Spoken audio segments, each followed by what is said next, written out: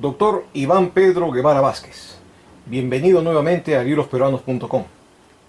En esta oportunidad, por la segunda edición de su importante contribución al pensamiento jurídico, que se llama la obra El parricidio, entre la infracción del deber y el feminicidio. Su obra tiene el aporte de iluminar el sentido amplio que tiene el delito de parricidio en el derecho penal. Comprende el matricidio, el filicidio, el conyugicidio, el uxoricidio, el homicidio de concubino, excónyuge, exconviviente. En este sentido, ¿por qué el parricidio debe entenderse como un delito de infracción del deber? Muchas gracias, estimado Gustavo. Bueno, en primer lugar, comencemos por cimentar lo que es el derecho, ¿no? Digamos que el derecho es una disciplina de carácter humana. O sea, digamos que tenemos por un lado, tenemos la filosofía general, ¿no?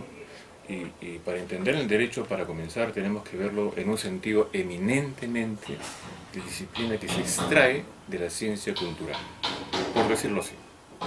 Bueno, tu pregunta en el sentido del parricidio. El parricidio, para comenzar, en el derecho, ocupa un lugar muy importante. ¿En qué sentido? En que viene a simbolizar su inquietud más humana. Ahora está de moda la corrupción, el delito de corrupción, ¿no? el tema de Odebrecht, qué sé yo, ¿no? Pero el parricidio es un tema humano jurídico muy profundo y mucho más inveterado, o sea, mucho más antiguo. Al punto que Sigmund Freud, por ejemplo, dijo que el parricidio habría sido el delito cometido por primera vez en la humanidad, en su vertiente pansexual, ¿no? Que el hijo quería poseer a su madre y mata al padre para poseer a su madre. Ahora, el parricidio es un tipo penal que se ha legislado hace tiempo, o sea, no es privativo solamente de este Código Penal, ¿no? El Código Penal vigente de 1991, que hay un proyecto de modificación reciente, es el hijo de otros códigos penales. El parricidio viene a ser un delito de carácter autónomo, como se dice en derecho penal, con una figura propia en el Perú, en varios países de Latinoamérica. Pero en otros países como España, Alemania, el parricidio no existe como tipo penal, o sea, como delito autónomo. Por ejemplo, ¿no? Artículo 107 del Código Penal, el que mata a su ascendiente, descendiente, ¿no? Natural o adoptivo, qué sé yo. En otros países no existe el delito autónomo de parricidio, pero eso no niega que hayan hechos de parricidio. Tú preguntarás, ¿pero cómo se castiga el parricidio ya?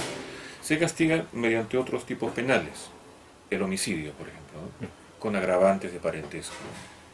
Pero acá en Perú tenemos una figura autónoma, el artículo 107 del Código Penal, que ilustra y dice por excelencia que el parricidio se caracteriza por tener una composición que en primer lugar tiene que ver con ascendientes, el padre, el abuelo, por ejemplo, en línea recta ascendente y línea recta descendente, ¿no? En línea recta ascendente tenemos el padre, el abuelo, el bisabuelo, tatarabuelo. En línea recta descendente, como se dice en derecho, tenemos el hijo, el nieto, bisnieto, tataranieto, hasta donde alcance la vida. El parricidio es entonces aquel crimen que se comete en agravio del ascendiente, descendiente, natural, biológico o adoptivo, ¿no? Pero también hay otra parte del parricidio que se refiere por excelencia a los vínculos matrimoniales, o sea, el cónyuge que mata a su cónyuge, el marido que mata a su mujer, a su esposa, el conviviente que mata a su conviviente, mujer. También son formas de parricidio. Ahora, el parricidio históricamente era llamado homicidio vincular. ¿Por qué vincular? Porque tenía que ver con el vínculo matrimonial, por ejemplo, ¿no? Eso se ha modificado hace poco, hace cuestión de 3-4 años, y ahora se considera en el parricidio peruano la figura del ex cónyuge y ex conviviente, que si matan a su ex cónyuge o ex conviviente, cometen parricidio. Claro. En el Perú el feminicidio ya no es considerado como un delito parricida y es visto como un delito penal autónomo. ¿Por qué? El feminicidio se incorpora en el parricidio en el año 2011, en diciembre. Se incorpora como una vertiente del conyugicidio por razón de género. O sea, el feminicidio es un crimen de género. Pero en el año 2013 se independiza. ¿Por qué? Porque el feminicidio tiene características particulares, no es igual al parricidio. En la judicatura peruana actual habría cierto problema de poder, digamos, encuadrar típicamente, o sea, calificar jurídicamente, encontrar la figura correcta. ¿En qué sentido? Se dice, por ejemplo, si un marido mata a su mujer, a su esposa, comete feminicidio. Si el ex cónyuge mata a su ex esposa, comete feminicidio, por el solo hecho que mató a una mujer. Pero la definición doctrinaria de feminicidio no es matar a una mujer simplemente porque físicamente es una mujer. No, el feminicidio es matar a una mujer porque el varón, o sea, el hombre varón, se cree superior a esa mujer. ¿Y cómo determinar esta superioridad? Se cree superior en todos planos, en el plano mental, intelectual, el plano físico, el plano cultural. Por ejemplo, imaginemos un esposo que trabaja todo el día, llega a su casa, su esposa le sirve una comida fría, él se molesta y dice: ¿cómo es posible que tú me sirvas este guiso frío o calentado? Y por ese motivo la mata. En el fondo se cree muy superior, el que provee la casa, el que da todo, y que para él es una afrenta tremenda a su ego el hecho que su mujer le sirva su comida fría. O sea, en este caso es el derecho el que define la superioridad del inculpado. El derecho define la situación, cómo el inculpado puede ser calificada su conducta. Y matar por celos no es feminicidio. Matar por celos no sería propiamente feminicidio, tendría que haber una situación que lo acompañe, que esté complementando. El marido que mata a su mujer por una cuestión de una comida fría, o sea, que le sirve comida fría, obviamente que el motivo es absurdo, ¿sí o no? Yo podría, qué sé yo, regañar a mi mujer, podría molestarme con ella, ¿no? A lo sumo, qué sé yo, un problema marital X, ¿no? Pero no al punto de matarla, pues. O sea, matar a una mujer porque la mujer me sirve la comida fría es un motivo de supremacía. ¿Y cómo determinar, por ejemplo, matar a una mujer por celos que ha sido o no por supremacía masculina? Para poder determinar exactamente la situación de una persona que mata a una mujer por celos y además por supremacía, tendría que haber una situación preexistente, anterior, de una situación tal que señale que el esposo, por ejemplo, la ha maltratado físicamente, la ha maltratado psicológicamente, le ha hostigado, la ha constreñido, la ha tenido en una situación de desventaja, de franca indiferencia. Porque si es un celo abrupto, porque el marido no admite que su mujer esté con otro, porque siente mucha pasión hacia ella, mucha pasión física sobre todo, eso no sería feminicidio, sería un conyugicidio. Conyugicidio. Si es esposo. Claro. Claro. ¿Y si es uxoricidio? El uxoricidio es una modalidad específica. El conyugicidio es el parricidio en el cual el sujeto activo, el sujeto agente que comete el delito, no es el esposo. Y la esposa es la víctima. Pero también el conyugicidio se interpreta al revés, o sea que la mujer esposa mate al hombre esposo. Por ejemplo, por una póliza de seguros. Por una póliza de seguros que sería un parricidio en concurso con asesinato, ¿no? Por codicia, en ese caso. Pero respondiendo a tu pregunta, la situación es jurídicamente un poco incierta ahora, porque a nivel de la magistratura, no sé si por presión mediática, por presión de la prensa o por ignorancia del derecho, no sé, el hecho objetivo es que hay magistrados que piensan que el mero hecho de matar a una mujer o de matar físicamente a una mujer constituye feminicidio. Lo cual no es así doctrinariamente. No, doctrinaria y correctamente hablando, no es así. Tiene que haber un plus. Ese hombre tiene que creerse superior. El que mata a una mujer porque le sirve su comida fría, eso es feminicidio. El que la mata porque se cree superior intelectualmente y no asume que su mujer gane más que él, eso es feminicidio. Al contrario, un varón esposo se sentiría feliz que su esposa gane el doble que él. Claro. Obviamente. Y este desfase entre el conocimiento del derecho y su aplicación no es objeto de alguna objeción en el proceso? ¿No pueden rebatir? Por supuesto, claro que sí. Si se califica como feminicidio un hecho que realmente es parricidio, la defensa del imputado, ¿no?, del procesado, tiene que argumentar que se adecúe típicamente a la figura delictiva, porque no corresponde feminicidio, corresponde parricidio. Ahora puede deducir que se anule, ¿no?, el proceso. También. Cuando un niño mata a sus padres, ¿en qué figura entra? Buena pregunta. Ahí se entiende que es, digamos, una figura... Se entiende que es una figura que jurídicamente calza en lo que sería el parricidio, pero si es un niño, obviamente que no tiene responsabilidad penal, pero su hecho constituye la figura del parricidio, ¿no? Es parricidio jurídicamente hablando, solamente que ese niño no va a ser procesado. Es un parricidio inimputable. Digamos que en esas palabras podría ser un parricidio que no se puede imputar a un niño. Ese niño podría ser destinado para centros de rehabilitación, ¿no?, para Maranga en este caso, ¿no?, en Perú. El parricidio es visto como un delito por emoción violenta. Sin embargo, ¿en qué consiste la atenuación excepcional del parricidio? El artículo 109 del Código Penal peruano establece una figura excepcional de atenuación, o sea, de rebaja de pena. ¿En qué medida? En que si una persona que está dentro de las modalidades típicas de parricidio, ¿no?, conyuguicidio, uxoricidio, matricidio, filicidio, mata en un contexto de emoción violenta, su pena tiene que ser atenuada. Ahora, ¿qué es emoción violenta? Emoción violenta, por excelencia, viene a ser una situación súbita. Por ejemplo, tú vas a tu casa, encuentras a tu cónyuge, a tu consorte, y haciendo íntimamente con otro varón. Esa situación súbita de raptus, ¿no?, hace que el marido se sienta ofendido y se sienta consternado en ese momento. Y si en ese momento de consternación súbita mata a la mujer infiel, eso, si bien tiene que castigarse, pero eso constituye emoción violenta. Atenuación. Atenuación. Excepcional.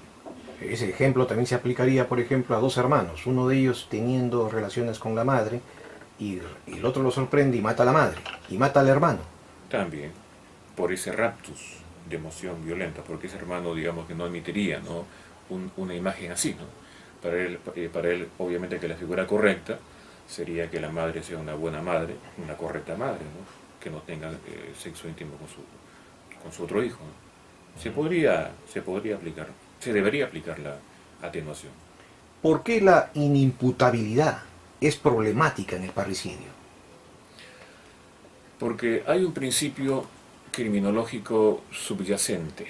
¿En qué medida? En que el derecho parte por una premisa lógica. El hombre medio, o sea, el hombre promedio, mujer o varón, son regulados jurídico-penalmente. Sus conductas son reguladas jurídico-penalmente.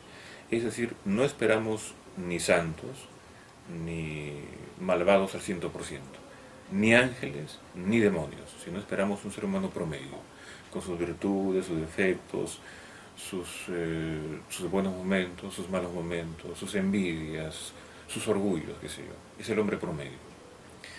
Por lo tanto, nosotros admitimos que en el derecho tiene que regularse esa conducta, esa situación de promedio, pero sin embargo hay algo metido en la humanidad, quizás en su estructura más profunda, y es que hay un núcleo humano que es muy, muy antiguo y que es el núcleo de la familia, ¿no? Desde las antiguas familias tribales, ¿no?, paterfamilias, romano, qué sé yo. Las primeras tribus humanas de hace miles y miles de años atrás del tiempo eran familias que aseguraban la supervivencia de la especie. Eran núcleos que se ampliaban.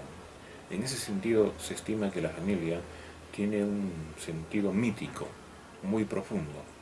Ese sentido mítico de mito humano es lo que hace que el derecho proteja bastante a la familia, número uno, y que no se admita fácilmente cómo una persona va a matar a otra que es su madre, que es su padre, por una cuestión de simple cálculo, por ejemplo, ¿no? No se admite fácilmente el hecho que una hija muy bien tratada culturalmente, con toda su educación del mundo que pueda tener, con todo su mejor vestimenta, ropa, habitación, qué sé yo, no se admite fácilmente que mate a su mujer, perdón, a su madre o a su padre por un sentimiento básico de lucro, ¿no? O de codicia, mejor dicho.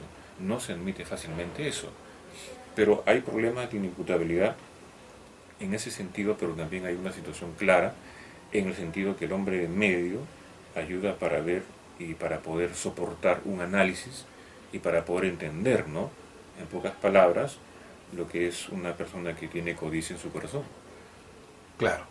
Lo cual significa que un magistrado debe tener una eficaz asesoría interdisciplinaria. Obviamente. Pero eso también nos hace pensar en un caso que se ha dado de manera dramática, en casos dramáticos. Por ejemplo, padres que por algún defecto físico del hijo dejan a los niños que crezcan rodeados de animales, de gallinas, de patos, y adoptan las conductas animalescas. ¿Esta forma de agresión y de maltrato constituye una de las formas de parricidio? Cuando los padres dejan a los hijos a merced de una crianza Animal. animal. Y crecen como animales. Ya. Incluso el lenguaje humano les es difícil recuperar. Y en esa situación matan a sus progenitores. ¿No? ¿No es una forma de matar en vida a los niños? Ah, no, claro, en ese caso respecto a los niños sería un maltrato que se castiga. El Código Penal tiene su propio artículo 128 del Código Penal que castiga el maltrato a los hijos. Vejaciones, maltratos, mala crianza, ¿no? Y si muere, por ejemplo, a manos de estas mascotas, de perros, de Sería lobos, responsabilidad obviamente de los padres, en ese caso. sin ser una modalidad de parricidio. No sería parricidio propiamente dicho porque no fue su intención directamente hablando. Ahora, si hubiese sido su intención directa, se podría hablar que sí sería parricidio. Lo que se llama en derecho penal el dolo eventual. Si fuese por un dolo eventual, es decir, el padre calcula, ¿no? Y dice, bueno, pues yo crío a mis hijos con lobos, con cerdos, qué sé yo, ¿no? Y puede ser que puede ser que el lobo mate a mi hijo, puede ser que el cerdo mate a mi hijo. Se representa mentalmente así, ¿no? Y si es así, entonces puede ser que el padre calcule y diga, bueno, puede pasar que lo mate o puede pasar que no lo mate. Pero en todo caso a mí me es indiferente. Si lo mata, pues qué mala suerte, ¿no? Si el padre se representa una imagen así, estamos hablando que ahí, en ese caso, sí habría parricidio, por dolo eventual. Dolo eventual. Dolo eventual. Hay discusión dogmática, doctrinaria, profunda, ¿no? Que dice que el dolo eventual no tiene cabida en el parricidio, pero el parricidio es básicamente un nexo con una situación de conciencia que yo estoy matando al progenitor, ¿no? Al descendiente. Si el sujeto activo sabe que está matando al progenitor o sabe que está colocando a su descendiente o descendiente en una situación difícil que va a conculcar su propia vida humana, su vida física, ahí se entiende que el dolo eventual puede estar como una salida, ¿no? A un entrampamiento, porque si no, tendríamos que admitir que solamente el parricidio sería aquel que mata con toda seguridad a su pariente consanguíneo, adoptivo, a su conviviente o esposo, ¿no? Y ahí creo que la situación es mucho más rica. Si algo nos ha mostrado la realidad es que la realidad es mucho más rica que la ficción, ¿sí o no? Claro. Y lo sabemos en literatura, en poesía, qué sé yo, en narrativa, ¿no? No obstante, el dolo eventual sigue en debate. Sigue en debate, pero se puede aplicar. Ahora, en derecho existe, ya sea como juez o fiscal, existe una situación que se llama una justicia material. Yo debo de propender a una justicia material. No una justicia formal que está en los códigos, sino una justicia profundamente material. Si yo tengo como magistrado la idea profunda en uno, ¿no? De una justicia material, en esa medida yo podría llegar a cuotas importantes de éxito a nivel de justicia. Y parte de esa justicia material sería ver el dolo eventual, ¿no? La aplicación del dolo eventual para figuras o casos de parricidio. Porque si no, diríamos, no existe la posibilidad de dolo eventual, por lo tanto solamente vamos a castigar por dolo directo, dolo comprobado, directo, intencionalmente vinculado a un descendiente o ascendiente. Pero ¿no le da a usted la impresión de que el divorcio profundo entre lo material y lo formal se da generalmente en la justicia militar? No solamente en lo militar, también se puede dar en lo no militar, en lo civil. Se puede dar tranquilamente, yo no veo una gran diferencia. No obstante, el derecho civil es un poco más humanitario, El fuero civil, el fuero civil. porque el fuero militar tiene su propia lógica, ¿no? Sí, Su obediencia, sus códigos sí, cerrados, qué sé yo. sí. Pero o sea, digamos que el fuero civil tiene una lógica mucho más flexible. Pero o sea, a nivel del derecho estamos hablando que el derecho penal tiene también su propia historia, su propia, digamos, teleología, ¿no? Su propia, digamos, su propio rumbo. Y marcadamente el derecho punitivo penal es eminentemente, muchas veces arcaico, o muchas veces es demasiado expansivo, demasiado fuerte para ciertos sectores de la sociedad y demasiado débil para sectores exclusivos, ¿no? O pudientes. Y lo podemos ver en el caso último, ¿no? El mega caso, Odebrecht. Claro. Por ejemplo, en el caso del genocidio, de las dictaduras militares del Cono Sur, ¿Ya? donde familias enteras fueron exterminadas bajo la modalidad de terrorismo de Estado. ¿Ya? Esto no incurre en parricidio. No es una figura de parricidio. No, no. Parricidio solamente es cuando existe una figura de vínculo o de un ex vínculo, ya sea sanguíneo o adoptivo o legal, o sea, el esposo, ex esposo, conviviente propio, conviviente, ex conviviente impropio. Conviviente propio, ¿quién es? El conviviente que está, digamos, soltero y que convive con una persona, ¿no? Que es el regulado en el Código Penal peruano, Claro. por interpretación dogmática, ¿no? Ahora bien, ¿por qué en el parricidio los autos de archivamiento son una alternativa a las sentencias condenatorias? En parte se dan los archivos y en parte se dan las condenas, ¿no? Ahora, la situación es castigar a una persona que delinque y que comete parricidio si es que tiene, qué sé yo, una situación de esquizofrenia o de paranoia. Yo no puedo castigar a una persona que sufre paranoia o esquizofrenia comprobada con una pena privativa de libertad, tengo que darle una situación distinta.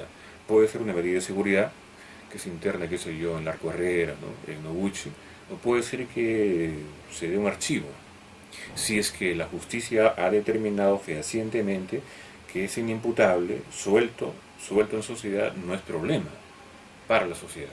Pero si se demuestra que es inimputable, suelto en sociedad, es un potencial peligro, no se le debe archivar, sino sentenciar, no condenar con pena privativa, que se aplica a los imputables, sino con medida de seguridad que se aplica a los inimputables. Hay otra parte interesante en su libro en que habla de que el parricidio es una forma de suicidio. ¿Por qué? Ah, buena pregunta. Si tenemos dos partes, el padre y el hijo, y imaginamos que el padre cría muy bien al hijo, ama bastante al hijo, pero el hijo no solamente se engendra por un padre, sino también por una madre. Entonces todo hijo es fruto de un padre y una madre. Incluso los hijos de los homosexuales son hijos de padre y madre. Imaginemos que el padre quiere bastante a su hijo, pero su madre o la madre y el hijo quiere la tenencia y custodia del hijo. Y digamos que la madre X gana la custodia del hijo. Y el padre que quería mucho al hijo, lo amaba mucho, pierde la custodia. Y supongamos que la mujer es tan cerrada, tan malvada, digamos, que no permite que el padre vea al hijo e interpone sus acciones correspondientes para que no tenga régimen de visitas, que se yo, inventa una coartada, que el marido es muy, qué sé yo, muy prepotente, que es peligroso, qué sé yo, que nunca falta. Y en ese contexto el padre desesperado que ama mucho al hijo, secuestra al hijo, ¿ya? Mata al hijo y luego se mata a sí mismo. Se han dado casos, por supuesto. Entonces se está hablando de un suicidio material, no es un suicidio... En ese caso, Ya. pero matar a una persona que uno ama, en cierta forma es un suicidio personal, o sea, es matar una parte de uno. Ahora que ahí se maten ellos materialmente es otra cosa, Pero bastaría con que una persona que ama a otra persona y la mate, por X motivo, en realidad está matando una parte de su ser. Claro. Finalmente, ¿por qué recomienda usted que el juez deba ser cultivado y asistido interdisciplinariamente para determinar el parricidio? El juez, por excelencia, es un perito de peritos, como se dice en el derecho, ¿no? Es una especie de sabio moderno contemporáneo. El juez es el último resolutor, es el último y decisivo peldaño en la justicia. Dios está muy arriba, el juez está en la tierra y decide en la tierra, digamos, ¿no? Para aplicar una figura. El juez es por excelencia la figura que soluciona los conflictos, pacifica la sociedad. El juez es una persona que hace que una sociedad determinada esté estable.